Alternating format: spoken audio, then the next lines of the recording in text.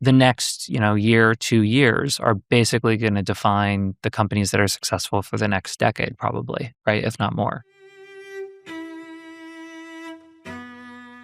I want to double click on this massive 200-page, 400-page Google document that you have. How would you describe that to somebody and how do you use it? So basically, I can break down the whole document. So at the top, it basically has like the couple things that I want to remember, right? Kind of like motivational things. Some of the ones that I care about the most are prioritization. Like this is something I think people have a really hard time with is every, like 3 to 6 months, you have to completely redo how you do prioritization as a leader, I think.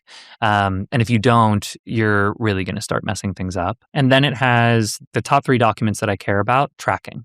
And so, if I'm concerned about a certain part of the org, then it will have, like a revenue tracker. If I'm super concerned about like post sales or we need to do much better like customer service on the back, things like that, it'll have a document there that has like a bunch of stats on that, right? And then under that, it'll have what are the 3 goals for the quarter. And almost always, it's usually like one hire, like one product feature. I mean, we're getting to the point where we're shipping like 4 new products every quarter, which is awesome. But, the one I care about the most, or I need to focus on the most, and then like one major area of the company I need to fix. And then after that, it will have my daily list. And I think the thing that's good about it, like all of the company dashboard stuff and motivation, like I think everyone has their version of that. The thing that I think is actually good is every day I rank everything I need to do. And so it's daily, and then I refresh it, and then I cross them out. And the re-ranking is, I think, really important because what I found is the more times I click into that doc that's called the list and I re-rank something, the more I think about what I'm doing, like meta thought about my thoughts. And that is really good. That's when I'm prioritizing the best by far. That's when my schedule looks the best. That's when I'm performing the best is how many times do I click in that doc during the day? Because it will make me reorg something, put something in first place in bold and ignore everything else. So it's more of a prioritization like document. What do you say no to? Most things. And I think an increasing amount of things as the company goes on. I used to say no to almost nothing. Yeah. What's your inner monologue when you're sort of looking at something and you're trying to decide, does this make my list? Yeah. Or do you capture it or do you just let it go? Like, what is that? When I get really bad at it, I ask my chief of staff to force me to write a paragraph about why I'm going to take a meeting, full paragraph about why I should take a meeting. And it's so easy if you do it that way, because for 99% of meetings or events or whatever, you start writing the first sentence and you're like, I don't want to do this. And if you don't want to do this and you're like, this is a waste of time, probably the meeting or the event is also a waste of time. For the things that I think are really important, when I'm like, I got to write that paragraph, I could write 20 pages. Right. And it's easy. It's really easy. Yeah. And so again, I think this goes back to like how much of your week and your day are you thinking about what you're doing? Seriously. Like, what is the goal of the company right now? Like, what is the main bottleneck? What is the main problem? And I think like a good founder, and I'm not saying I am anywhere close to one yet, but the ones that I've seen, it seems like what they're really good at is 2 things. One is they've built a machine. And so because they've built a machine, they have time to only focus on what is the main bottleneck with the machine, right? And so those are 2 different skill sets, I think. And you have to have both, right? Because if all you're doing is like bottlenecks before you've built a machine, it's like you're never going to hire the right staff. You're never going to get the processes right. You're never going to build the right product. And so you have to be constantly, am I building out the machine? And then once that machine is somewhat built out, I think the number one goal is just how do you improve that machine constantly? And you kind of have to think about your company that way. And I think that that's hard because that means you are going to be in pain 24/7. Because if something's going well at the company, you are not going to be working on it. Like if there is a part of the company that is running super well and there are no bottlenecks, I ignore it entirely, like absolutely entirely. And I try to only focus on the things that are like burning. And I try to focus on like the number one thing that's burning. I want to come back to meetings for a second because I want to tie this to psychology maybe, and maybe not. You can tell me I'm wrong. But when you're saying no to somebody, why is it we have a problem saying no to people? You don't want to take this meeting. This paragraph, you're stressing, you're like, oh, this doesn't make sense. I don't want. Is that because we want to be liked? The reason I think people have a really hard time saying no is they say yes to a lot of things that make them look good in the short term instead of being able to take the pain of ignoring it and then doing so well because you ignored it that people back off. So let me give you an example of this. If a third party or like an investor or someone like that says it's really important for you to hire a certain person right now, right? What you might end up doing is you take a bunch of meetings with that C-suite, right? And you take tons of those meetings because the investor says, you're having revenue problems, right? And the reason you're having revenue problems, it must be because you don't have a certain C-suite, right? But deep down, you're like, the reason we have a revenue problem is because there's a problem with product. It has nothing to do with like anything that's going on here, right? It's not because we haven't hired a chief revenue officer yet. It's because the product isn't good enough. But that has a delay. And so what people want to do is they want to start making improvements so that third party can see it immediately. So they'll start doing the meetings because every time you do that meeting, you get a pat on the back from your VC or someone that says, good job, you did that meeting, you're progressing. The alternative is you ignore everyone and everyone thinks it's getting worse and worse and worse and worse and worse. And you go fix the issue that's actually an issue. And then in 2 quarters or 6 months, all of a sudden the company's doing really well. And that's just so hard to do. Like you face so much pressure as a founder that it's really hard to do until you've kind of proven yourself. And what I've found is a lot of the best founders that I look up to, they've had tons of moments where the entire outside world is like, go do this thing, you need to improve something. And they just put blinders on and they completely ignore everyone. And they go do the hard thing that they know is actually going to fix the problem long term. And then 6 months later or a year later, I mean, hell, sometimes it's 10 years later, they're right. And I think that that's the reason people have a really hard time saying no is because you get instant gratification from from making progress in the way that people think progress is made. You don't get instant gratification from being like, I think you're wrong and I know the business better than you do. And really, I need to go do this other thing, but that's going to take me 6 months to prove you wrong. That takes a lot of conviction and a lot of discipline to be able to do that. If you were to create a Google document of your principles for decision making, what would be in it? So determine if something's a one-way or two-way door immediately. Like that's the first thing, right? With the idea that baseline 99.9% of things is a two-way door. The second thing is go back to what is your number one priority right now? Like what is your P0, right? And based off of what your P0 is, does this help the P0? Does this hurt the P0? Or is this irrelevant to the P0? Why that's important is if it's irrelevant to the P0, it doesn't matter that much what decision you make. And so just do something and go. If it's negative to the P0, as in it like takes distraction away from the P0, the decision is no. Full stop. And then 3 is be realistic about who is going to be doing it. How would you explain Harvey to somebody listening to this who doesn't work in legal? What we're doing is building a system for lawyers to use all of these models to do their work in a much better way and much more streamlined way.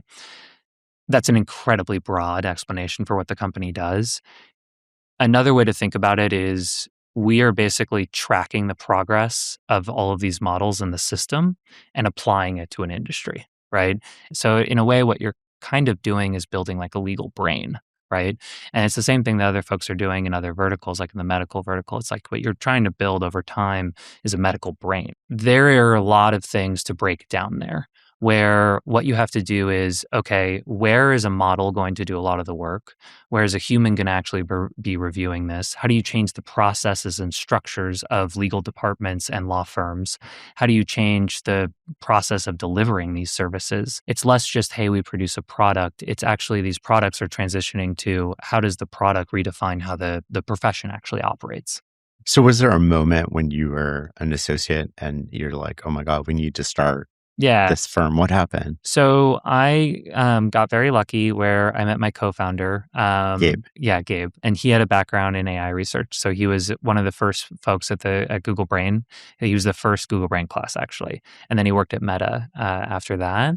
And we became really good friends. We lived together for a while, and he at the time was trying to kind of push LLMs at Meta like pretty hard. And at some point, I was like, can you just like, what is an LLM? Can you show me one of these things?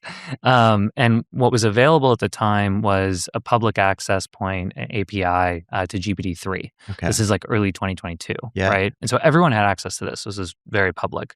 I'm very confused at why not more people use this in like other industries or just were talking about it. And I started messing around with it. And the first thing I actually did with it was I used it to like help run a Dungeons and Dragons game. It was like the first thing. I was actually really good at that. And I used it for that at first. And then I was on a pro bono case and it was for landlord tenant law. And I don't know anything about landlord tenant law, or like I learned a little bit in law school, but I didn't remember it. I started using it to do very basic, like here's a fact pattern, here's a statute in California, apply this fact pattern to the same statute or the statute to the fact pattern. And it got really good outputs. Then to kind of like test it even more, we went on r/legal advice, which is a subreddit where people ask a bunch of legal questions. And the end is almost always like, can I sue somebody? And we grabbed a bunch of landlord tenant questions in California and we ran this chain of thought prompt over them. And we basically gave it to 3 landlord tenant lawyers. And we said, somebody asked this question. We said nothing about AI, just somebody asked this question, and here's the answer from a lawyer, right? Would you send this? Like if you were the lawyer here, would you send this with 0 edits? On 86 out of 100 of those questions, 3 out of 3 attorneys said yes. And that was the, oh my God moment for me and for my co-founder, where we said we need to do something in this industry. And so what happened next? You get the response from the lawyers and you're like, holy shit. And then what? We got all of those outputs, and the thing that was happening kind of like simultaneously is Gabe had some friends that were thinking about joining this company called OpenAI. We basically said, we're using GPT-3 to do this. Let's just cold email Sam Altman, and the general counsel at the time, whose name is Jason Kwan. I think he's the chief strategy officer now.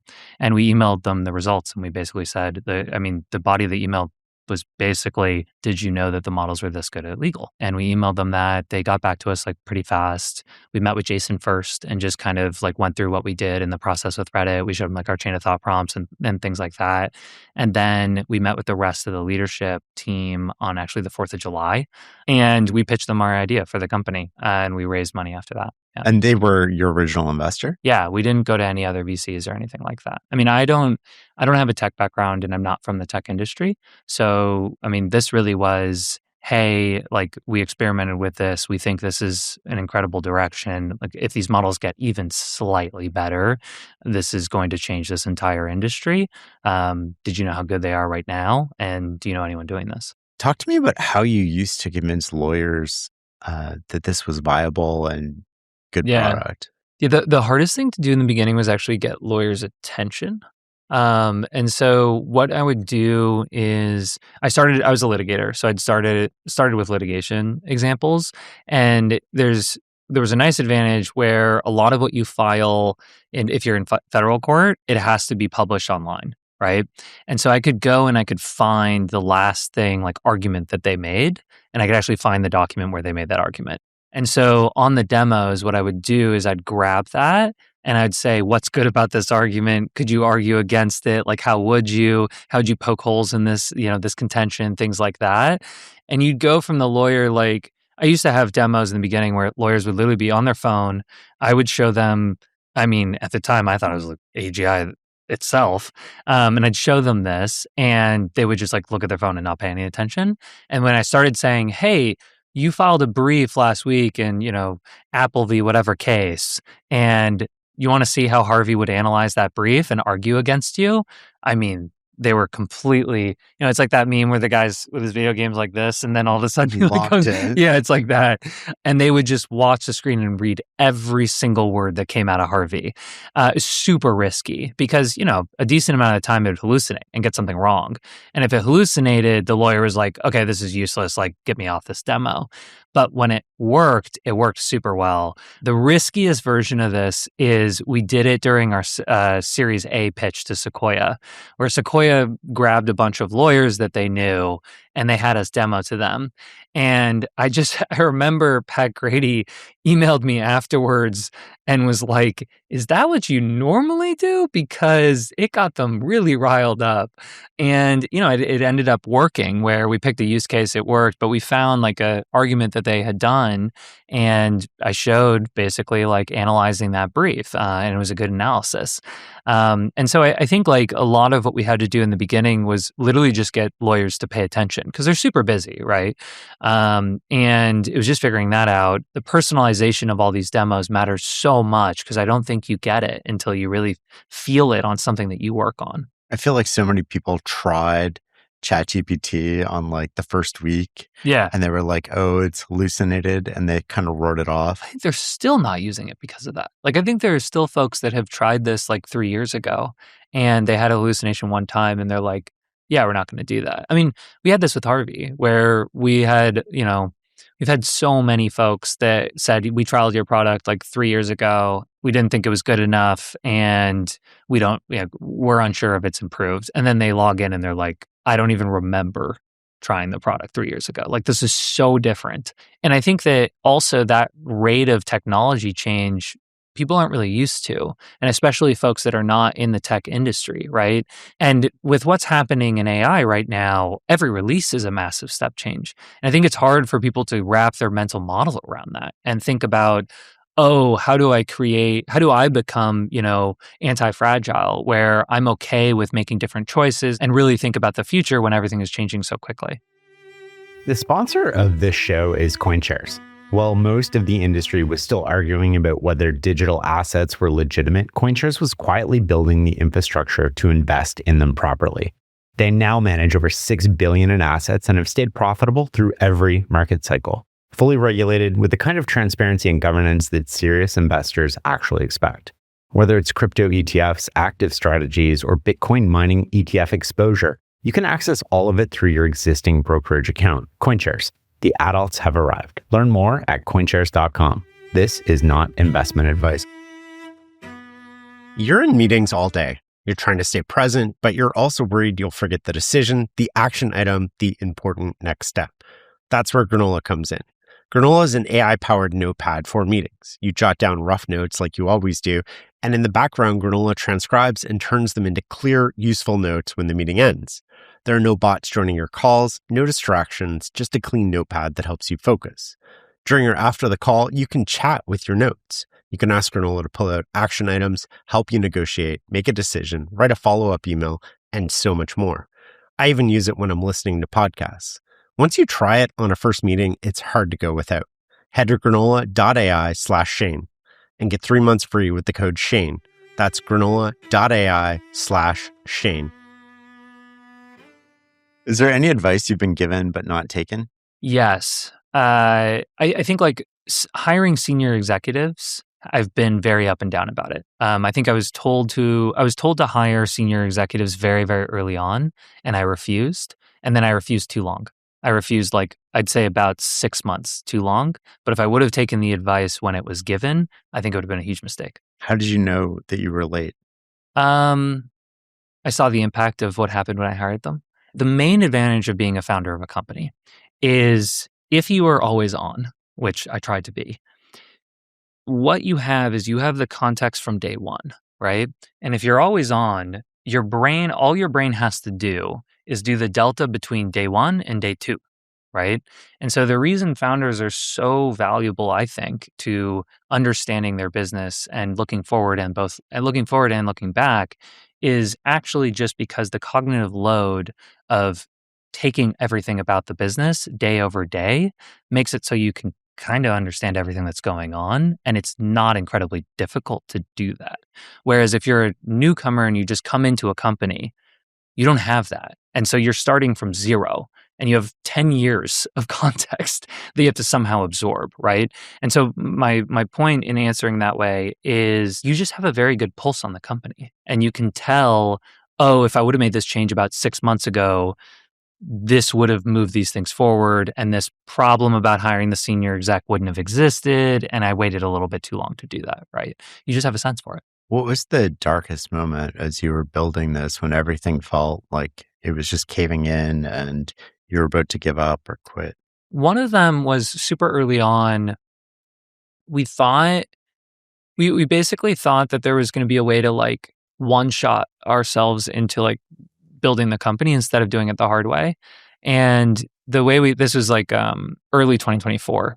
So about like a year and a half into the company, a little bit less. The idea was basically we were going to buy this company that ended up, it was 10 times bigger than us, people-wise. And about the same, like we were trying to buy the company for the same, a little bit higher valuation than we were valued at. We tried to buy it. We kind of like signed actually the deal before we had the money. So like what old private equity funds used to do, right? Like KKR used to do this all the time, where they'd basically like sign the deal for the leverage buyout and then they go raise the money.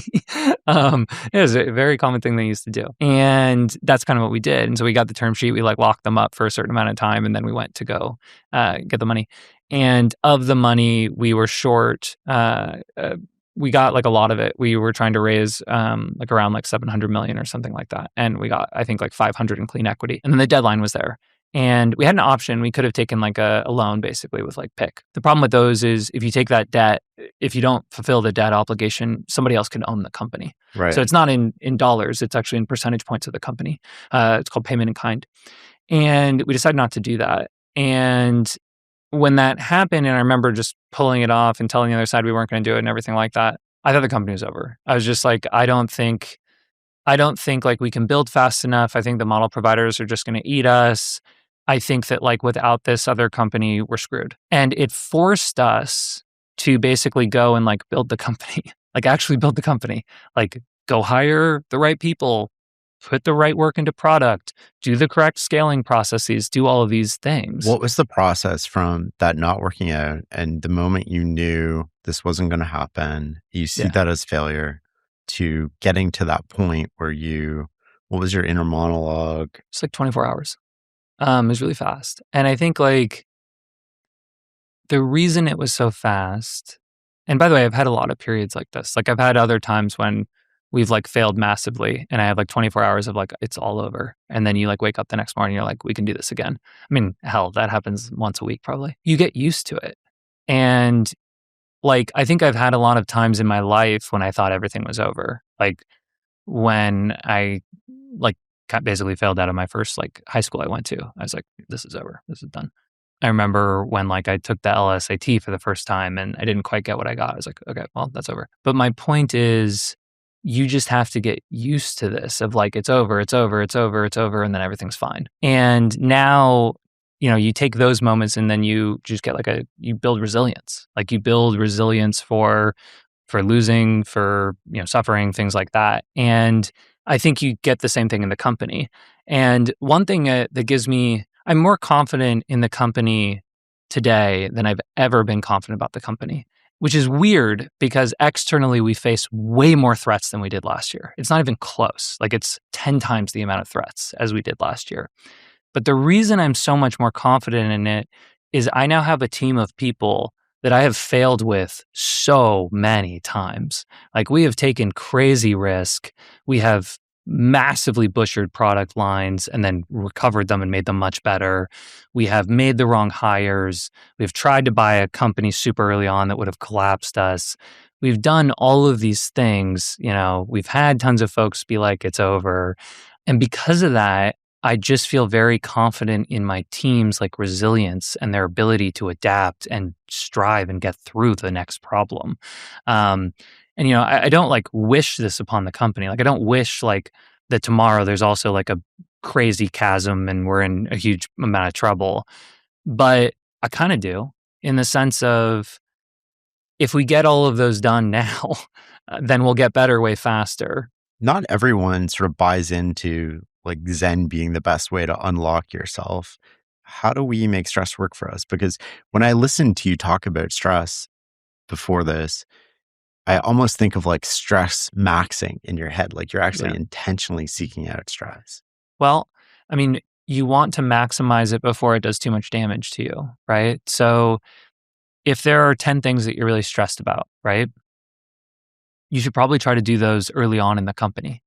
Because if you get really good at them and every time you do one of those things, it should reduce your stress, even if you do a bad job. And it's the same for any sort of decision. So like firing people, right? Like that's a stressful thing to do in the beginning. But the impact of firing someone when you're a 10-person company, right? It's probably not going to destroy your company. If you avoid firing an executive or something like that, that's a huge problem when you're a massive company. It could kind of implode your company, right? And so my point of the stress maxing is you want to keep stress maxing because you'll reduce your stress for that thing long term. I like that. Do you think stress focuses you? Yeah, massively. I think it's less stress, it's going through stress and then that reduces it for the next thing. Like I think like one of the things that I'm good at for this is maybe not even good at, it's just I do it a lot and it's could be good or bad. I make decisions really fast, like really, really fast. And I do that for two reasons. One is I really care about knowing what's going on at the company the entire time. And part of that is just because I've never taken any time off really. And so all you have to do is update my context window from like the one day to the next. That's it. Like that's all I have to do. And the other part of that is I've also done every part of the company. Like I've played every single role at the company at one point. Like I've run everything at some point and then hired somebody to take that. And so that gives me a lot of confidence and I know what's going on and I have a good pulse on the company. And then the second reason is everything that I regret at the company or whenever I regret something, it's not making a decision fast enough. It's not I made the wrong decision. What I've always regretted is sitting at the bottom of the stairs for too long instead of jump up a stair and then I'll figure it out and then jump up a stair and I'll figure it out and then jump up a stair, I figured it out. And I think like the problem with that is that can be really thrashy. And so a lot of what I'm trying to do is like, here are the principles for how I make decisions. And as a team, can we come together on those principles so we all make faster decisions? And I think that's like the next scaling challenge that I need to do, to be honest, where like I think in a way the operating system kind of right now is like, okay, what is my anxiety? And then I push on different parts of the company based off of that anxiety. And the way I want to transform the company, and I think we're starting to do it, is here are like the general concerns. And this is how, as a company, based off of these principles, we approach them. And I'm just starting to do that, but I think that's like the next step. Would you say you're hypersensitive to threats? You have to be to some degree, right? But you don't want to over-rotate either. So one thing I think I did wrong last year was there were like a multiple threats to the company that I overreacted to, right? And one thing that happens to you as a CEO is the diameter or the amount of pressure that you can exert increases massively. What do I mean by this? When you're like a 50-person company and the CEO's stressed about something, right? Everyone kind of knows each other. And so they all kind of like know how to react to that stress and they can kind of absorb it and we all move on.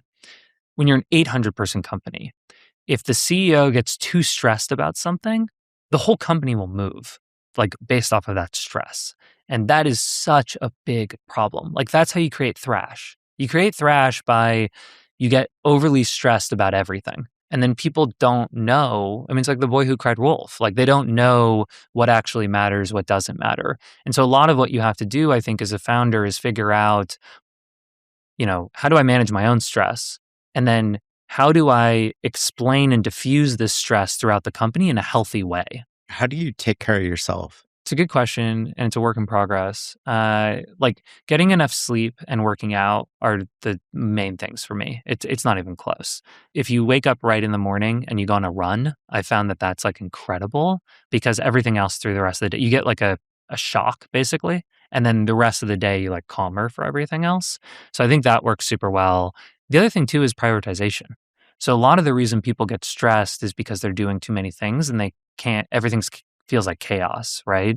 But if you prioritize things correctly, I think that you can actually know and have like a very good handle on all of the problems at the company, right? Because what you do is you take the stuff that isn't really a huge problem and you just put that somewhere else, right?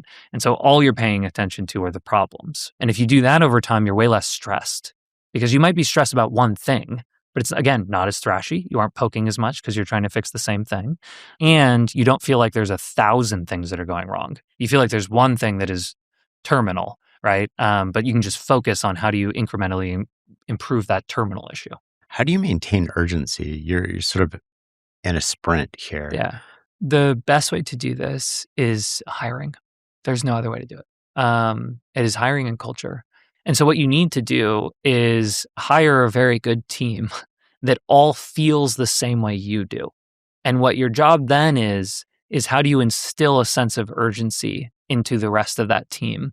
And then those leaders will instill it into their team, and then those leaders will instill it into their team, right? So it's more how do you create a culture and a hiring process that hires and promotes people that have a sense of urgency and can instill that into the rest of folks, because that will scale. If it's just you poking, you're just going to cause so much thrash that the company's not going to move in a good direction. What's the one thing you look for when hiring people? Like the Yeah. most critical thing? Right now, when I'm hiring executives, the thing I look for the most is they have to believe the same thing that I believe, which is the next, year, 2 years are basically going to define the companies that are successful for the next decade, probably, right? If not more. You have to be able to think about kind of all of your decisions is that way, right? So one of the main things that I've found that's hard with hiring people is people think too many things are one-way doors.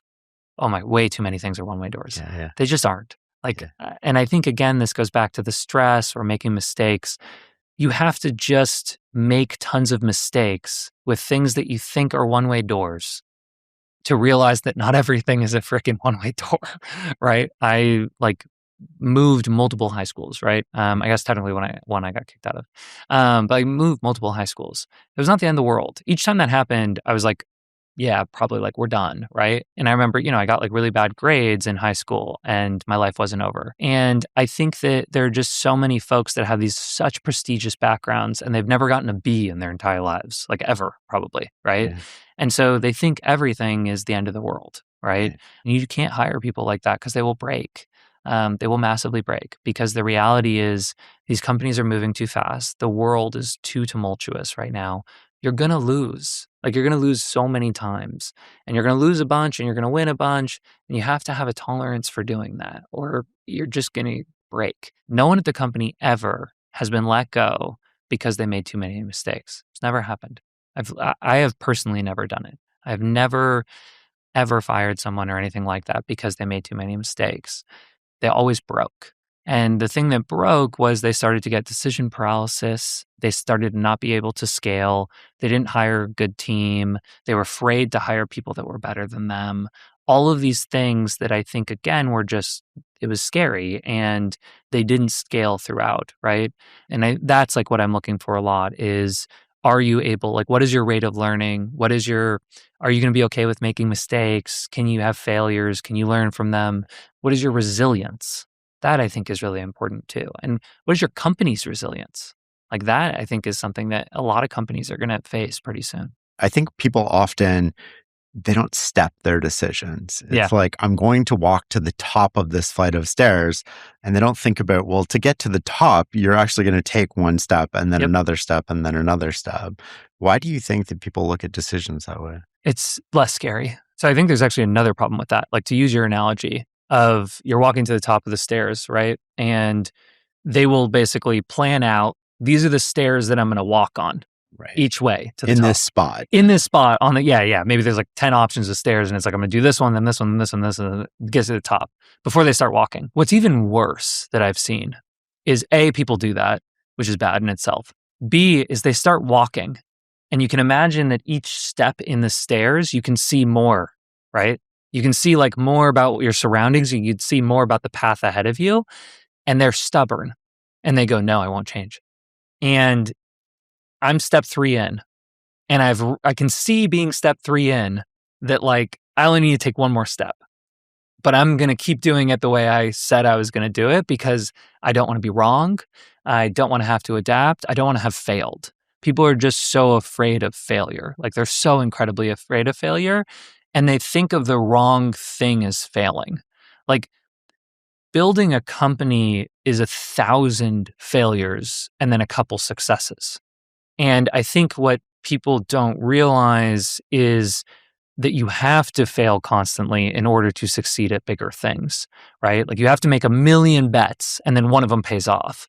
And people are really unwilling to do that. because they think each one of those bets is a failure and then you're done. I think Elon has tweeted something about this too, where it's like the first 50 times you fail, it like really sucks. It's awful.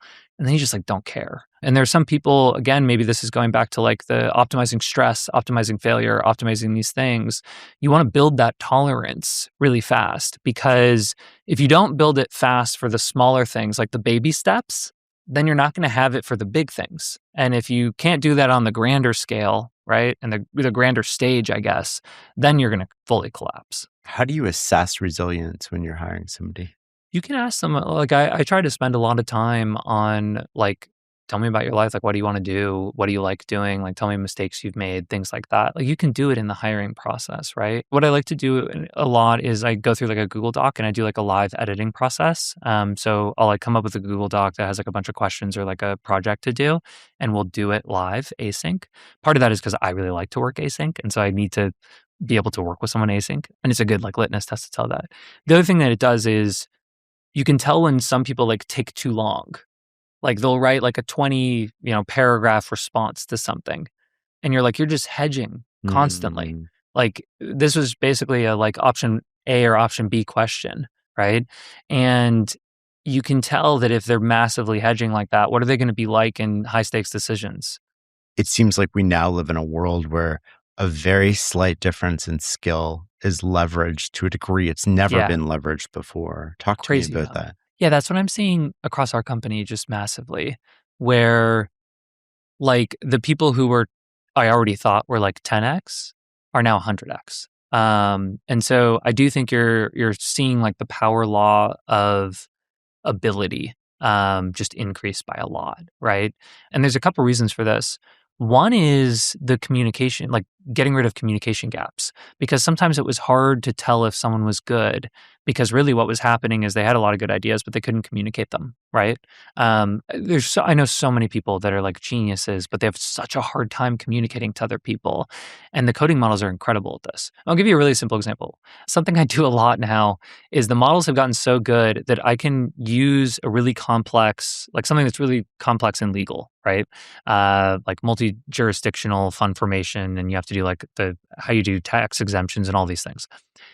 I can just say, can you give me an example in engineering that's similar to this? Yeah. And the models are so good that they'll come up with like a one pager that is like a perfect comparison. Yeah. That's, I know, like kind of a silly example, but there's so many ways to do translation now.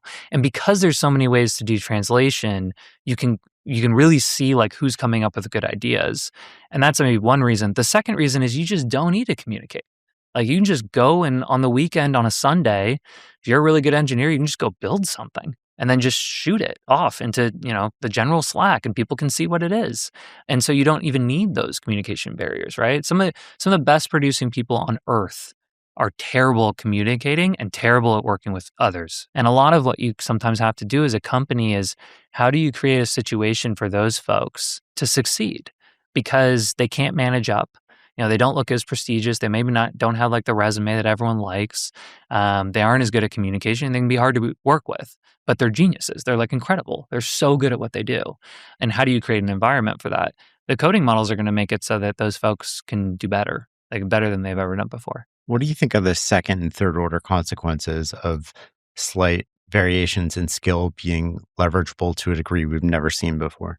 I think it's the same thing that happens in sports, right? So like in sports, being a little bit faster compounds, right? If you're a little bit faster than your opponent in basketball, right, you will just slightly get the ball in front of them every time. You will slightly put your hand up a little bit higher to get the shot off, right? You will slightly put your hand in front of their hand before they pass the ball and block it, right? Like, I think it's the same thing where you can take those competitive advantages and now all of a sudden you're winning most of the time, right?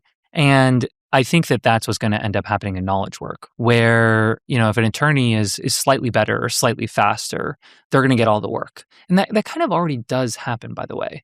Like you have this thing at a lot of the law firms where, you call them rainmaker partners.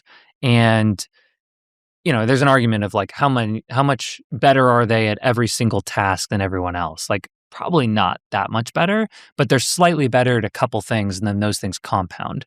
And then the vast majority of work goes there. I was thinking as you were saying that, I don't know, my mind just went off here, but you can identify who has good arguments and who has bad arguments Yeah. in law firms. So you could identify like junior associates who actually have the strength of argument Yeah. of maybe a senior or partner level associate. And this is a really good point, is right now in law firms, it's basically lockstep. So if you're better than everyone else in your class, you get promoted at the same rate everyone else does Yeah. until like year 8 or 9. And then they decide like if you're going to be partner or not, right? And I think law firms they're going to have to change this. Like they're going to have to say, hey, this associate is better. Like this associate is better at XYZ, and we're going to promote them faster than the other ones because that time to partner is going to matter. And I think there are a lot of industries that are lockstep, and you basically get rewarded by how senior you are, not how good you are necessarily. And I'm not saying that like wisdom and knowledge from being, more senior isn't important. It can make you better. But in some instances, it doesn't, right? And I think that's something that we've tried to balance a lot at Harvey, where we hire a lot of like execs that have been there, done that, but we also promote a lot internally, right? Because sometimes folks are better than executives that I could have hired that were more senior who have seen that, done that, because they just have higher raw talent. And so it's better to invest in the junior because the slope is just going to keep going. And in 2 years, 3 years, they're going to be way higher than the senior exec that you thought about hiring. Totally. It's almost like an equalizer or meritocracy or bringing more merit base to firms that are. I think that's right. And I think like my gut is firms are going to start thinking about that more. And part of it is because, how fast you can learn, how much you can adapt, how well you can interact with clients, those things can compound, right? Versus, I've just been doing this for a long time, and so I understand the law better than you. What would you tell people in law school today? The weird thing is I would actually tell them the same. The first year of law school is, I think, perfect. It's like really good. Because the first year in law school, you take like basic like contracts, con law, all of these things. And most of the cases you read about and the law that you read about is not good law anymore. Like it's law from like 50 years ago or something like that. Oh, it's not relevant. It's not super relevant, no. But why it's helpful is it teaches you how to critically think. It teaches you how to make arguments. It teaches you how to do research, all of those things. That's super relevant, right? And I don't think that's going to go away. It's maybe a little bit kind of like you are learning how to create the critical skills that make you a good lawyer, right? And you're building that muscle rather than you're learning anything about the actual law. And then the second and third year of law school, I think those need to be massively changed. Because the second and third year of law school, you kind of take like some specialty courses and things like that. I don't think it's as relevant anymore. You need hands-on experience, I think, starting then. So the thing that I would tell law students is actually pretty much the same, which is I think that if you can understand like your clients super well and you understand an industry super well, you're going to do great. Like AI isn't going to massively impact you. If you think that your competitive advantage is you are the best at writing briefs or you are the fastest at doing research or something like that, that was never your competitive advantage. Like I don't think it ever was, right? And if you look at like the top lawyers who succeed really well, those are the ones who I think have mastered what you master in the first year of law school, plus understand a business and understand their clients really well. And I think that that is only going to have a premium, right? And I think this is going to happen across every single industry where whatever the top things are in that industry are just going to get compounded. I don't think that those things are not like no longer going to be the top skills. I think it's just the other skills really don't matter. Does that make sense? Yeah, so it's sort of like slight variations in your skill or your argument will be amplified. Massively. Yeah. But your ability to read a room, your ability to understand, it depends on the practice area, right? Like if you're a trial attorney, my sense from the best trial attorneys that I've met is, a lot of what they're very good at is like coming up with a story that makes sense to a jury, right? And I don't see how these models are necessarily going to make that not relevant anymore, right? I think that that's still, you have to understand each jury member. And yes, there's tons of AI you can use to like get more data and things like that on what works and A/B tests, et cetera. But at the end of the day, I think that that's a very human ability to kind of like sit in a trial in a courtroom and understand, I think that, this is the way that I should argue this case that makes the most sense. And then the same, if you're an M&A attorney, the folks that I've met that are the best deal attorneys, it's like they're not the best at like drafting SPAs or going through diligence rooms or anything like that. What they're the best at is the two principles, the folk, one person's trying to buy a company, the other one's selling it.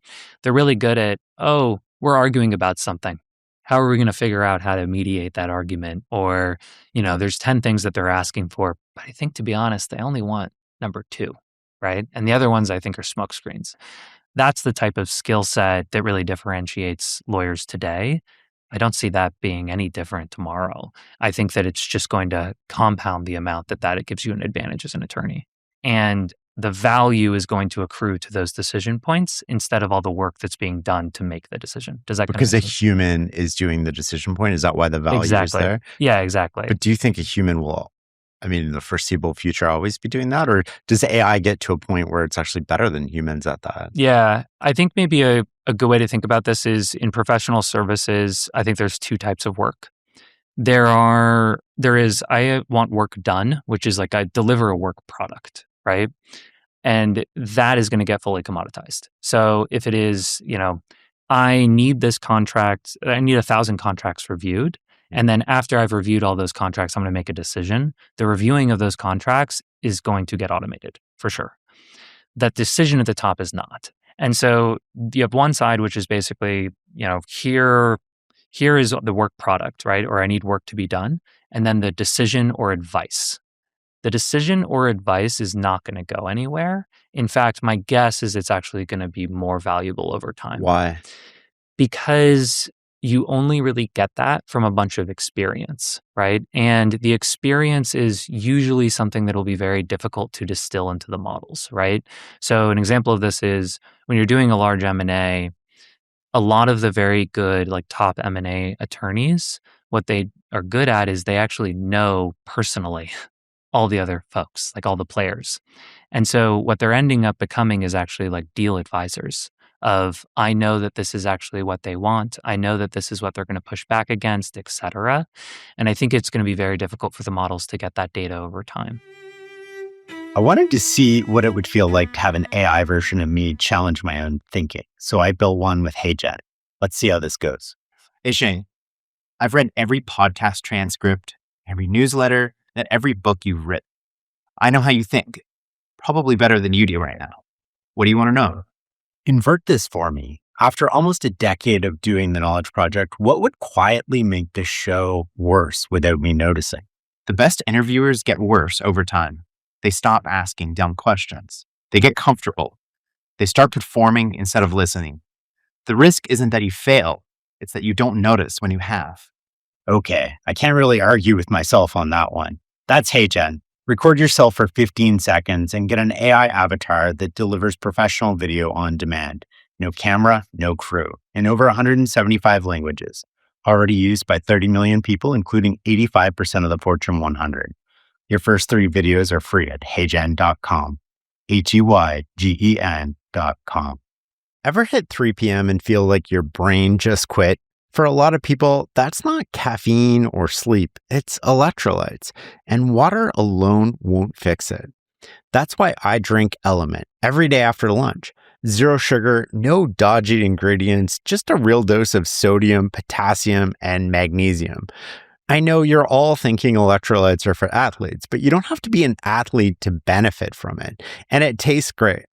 Stay sharp in the afternoon and grab a free 8-count sample pack with any purchase at drinkelement.com/TKP. That's drinklmnt.com/TKP. If you had to guess, what does it look like in 5 years? My guess is we're going to get to a stage where agents are running a very large portion of this, and humans get really good at reviewing the outputs of agents and understanding where they might have made a mistake. this is also what senior lawyers are really good at already. So law firms, and what it sounds like is they'll be getting smaller. Yeah. And doing more work. I don't know if law firms are necessarily going to get smaller, because there's actually a world in which, because AI allows you to institutionalize your knowledge faster and work across a lot of different projects faster, you might actually be able to scale faster as a law firm than you used to be able to in the past, but you will need less people per project, right? But the other thing, as long as you have less people per project, you might have like way more projects. So I'll give you a really good example of this, or like a very simple one. We are going to have a bunch of regulations about AI use, for sure. There's no universe in which we aren't going to end up there, right? In the same way we have a lot of audit restrictions on banks, right? For like when you make a trade, you have to put XYZ down. That's going to happen for models, for sure, right?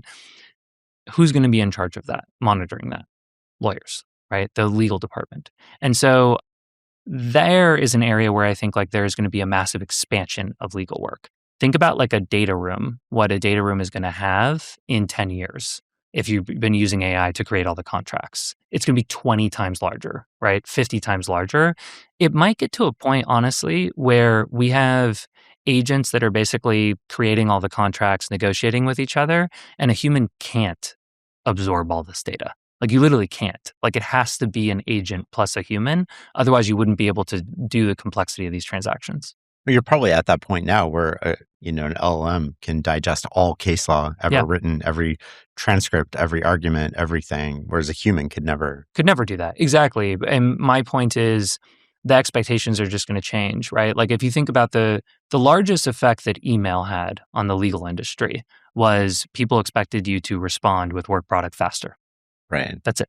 Right. Like that's the main thing that it did.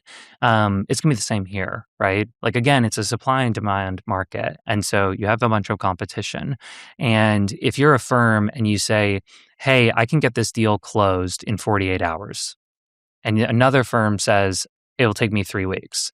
If I'm a CEO and I want a deal to get done, I want the one that's done in 48 hours so it doesn't get leaked to the press, so that someone doesn't get cold feet or something, my stock price goes down, something like that, right?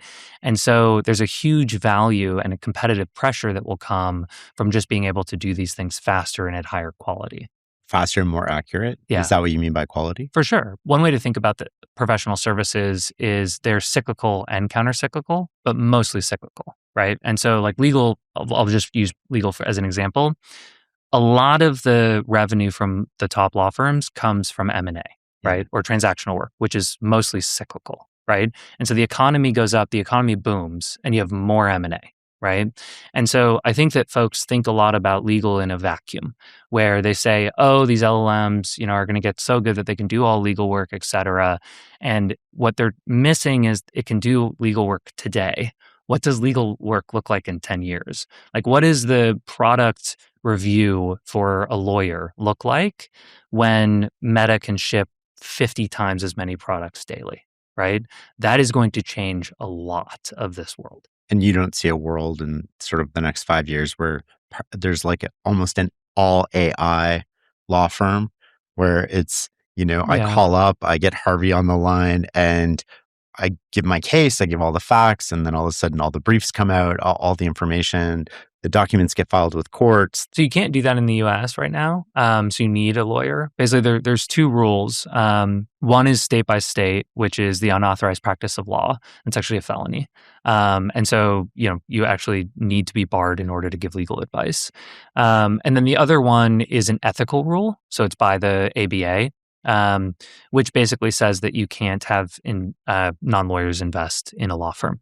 And so the combination of those 2 make it actually impossible to do what you just said, other than in Arizona and Utah, where they have changed the rules to create a sandbox. They've created like a regulatory sandbox where you can experiment with that and you don't actually, both of those are gone. Yeah. That's fascinating. Do lawyers have an obligation to disclose that they're using AI on client work? It completely depends on the client right now. It's jurisdiction by jurisdiction, state by state, but right now, mostly it is driven, like the consensus of it is driven by client. So, and that's changed a lot, right? Like over the past 3.5 years, I'd say it's changed every 6 months, 3 months maybe, where some clients are like, well, you can use it on this, you can't use it on anything. Now you can use it on everything. Right. And the transition, like most generally, has been 2023 was don't use it at all, or you have to tell me exactly what you're using it for. Don't use it. And if you are, you have to tell me exactly how on these like very small use cases. 2024 was you can use it by certain different types of matters. So like I'm okay with you using it for IP work, but I'm not okay for you using it for, something else. And then 2025 started being you need to use it and you need to tell me how you're using it and how are you saving me money. I was talking to somebody in private equity a couple nights ago who spends a fortune on legal fees. And they had mentioned one of the things that surprised them the most is they're not seeing those legal fees come down at all, despite the firms that they're engaged with using tools like Harvey on the back end. Why is that? I think that there's two reasons for this. One is the tools at this point do task automation, but they don't do like entire workflow automation. So it's hard to exactly say where the savings are, right? So my point with this is like the tools are not at the point where they can automate entire diligence, right? They can automate bits and pieces of the diligence. And so I think it's hard for the law firms right now to come up with exactly how much time have they saved, exactly, what are the benefits and ROI of these tools. That's going to change really, really fast. And we're starting to see that change fast now. The other thing that needs to happen, I think, is the in-house teams, as they adopt it more and more, they understand what the law firm could be using, right? And for a while, the in-house teams weren't really adopting this. They were about a year behind. And so they didn't really have insight into like, what could you do with the tools, right? Like how much of this work could be done by AI, et cetera. And I think that there needs to be a lot more communication between the two sides. And a lot of what we're doing with our product, and this is what I was talking about earlier, where it's not just a product, it's basically like, how do you map the product onto like, what are the problems in the industry and move the industry forward? A lot of what we're doing is how do we build something that's collaborative between the two? So, an in-house team can work with a law firm plus AI, and the law firm's using AI to the best of their capabilities. They use, their expert data and all of those things on top. The in-house team does the work that they want to do, and then they pass the rest to the law firm, all of that. If you had to distill the 3 biggest lessons you've learned about running a company into principles, what would they be? Yeah. So number one is once you get to a certain level of distribution, and by that I just mean some customers know who you are, founders should spend almost all of their time on product, like as much as possible. The biggest mistakes I've ever made as an exec are I step away from product and I try to make up for it with doing sales. Terrible, terrible idea. Like it doesn't work. It helps you for a couple quarters and it feels great. And you're like, yeah, I'm like saving all this stuff, but product is the only thing that scales. It's the only thing, right? And so I think like focusing on product is number one. Number two is, do you have the right people in the right positions? Like that is just so important. And I don't think you can ever spend enough time on that. That's not, by the way, just like hiring and firing at all. That's also like, is this person the right fit for this role? Are you doing a good job of mentoring this person? Are they doing a good job of mentoring their team? All of those things, right? Are there clear swim lanes, et cetera? And then the third thing I think is vision setting needs to have flexibility, like massively. And so people really, and I haven't got this right. This is like, of these 3, the first 2 I've probably done the best job of improving at least. And I'm not like excellent at them, but I've done a better job at improving. Number 3 is the hardest, which is how do you vision set at the right level? That I still struggle with massively, where sometimes, remember in like Q3 of last year, I wrote this like long doc and it was like the vision for the product for like 5 years or whatever, a long time. And I think it was interpreted as like, okay, we should go build that right now. It was a huge mistake. And we like missed some of our product timings and launches because I didn't do a good job communicating that. And so like, what level of vision setting are you doing is really important for building a company. And I think I still need to do a much better job of that, of like, when do I do this super high level vision? And when do I do the like, no, what do we need to do today? What do we need to do tomorrow? Still struggle with that. We've talked about a lot of things you got wrong today. What do you think you've gotten right? I'm really proud of my team. Like insanely proud of my team. And it's hard because I have very high standards and I'm harsh. Actually, if they listen to this is probably the first time I'm saying I'm proud of my team. But like I can definitely be like pretty harsh. But I think that like we have built a very resilient group of folks, and they really care like about the company. And it feels like to me, if we can survive the next like kind of chaos years, I think that we are really set up for the long term. And I'm really proud of that because I'd rather that be the case than we're like a flash in the pan company. And we've done a lot of things that are really good for like short term growth and all that. But we haven't set ourselves up for long term. But I think that because of the choices that my co-founder and I have made and a lot of the choices on who we've hired and how we've thought about structuring the team and what we've thought about building and how we've done our brand and like which customers we want to work with, how we treat our customers, all of those things. We're really trying to think about the long term. And we've sacrificed some ground on the short term, by the way. Like we've sacrificed a decent amount of ground to competitors because, we really wanted to land customers and then keep them. And so we've invested in a tremendous amount on like what happens post sales, right? And that's a small example, but it's things like that. I would rather we don't have a ceiling as a company. I'd rather set up and feel like that than feel we're going to maximize like the next 3 years and then like we're screwed. But at least we maximize the next 3 years. I don't know. And it's been hard for me to do that. It's hard to do that when you have like the looming, everything else that's going on. But I'm proud of that. We always end with the same question, which is how do you define success? Yeah, there's a lot of ways that I think we would like define success for the company.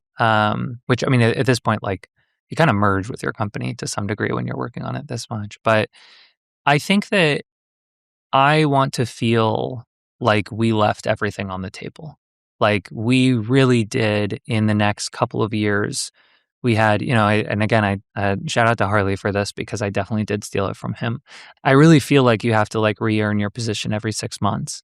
And to me, every 6 months, that bar gets so much higher. And right now, doubles or triples in height. And I want to get to the point where I feel like we did everything we could every 6 months to get over that bar. And that would make me feel incredibly proud of whatever we've built, honestly. And I think that would make me feel proud of the team and proud of everything else too. It sounds like leaving it all on the field is part of how you would personally define success too. Yeah. And I think like for me, I didn't really find my way for like 27 years before doing this company. And I definitely had some periods of my life of like dealing with pretty bad like mental health problems and things like that. And this is the most fun I've ever had. Like it's not even close. I mean, this is also like, it's very painful, but it is by far the most I've ever enjoyed life. It's genuinely not close. Like I feel like there was a life before this and there was a life after, and I never want to go to the life before. And so I think I'm just extremely grateful for like the position I'm in, and I don't want to lose that position. Like I just don't want to lose it. And I don't want to feel like I, kind of didn't put everything that I possibly could into it when I had the opportunity. When you need to build up your team to handle the growing chaos at work, use Indeed Sponsored Jobs. It gives your job post the boost it needs to be seen and helps reach people with the right skills, certifications, and more. Spend less time searching and more time actually interviewing candidates who check all your boxes. Listeners of this show will get a $75 sponsored job credit at Indeed.com/podcast. That's Indeed.com/podcast. Terms and conditions apply. Need a hiring hero? This is a job for Indeed Sponsored Jobs.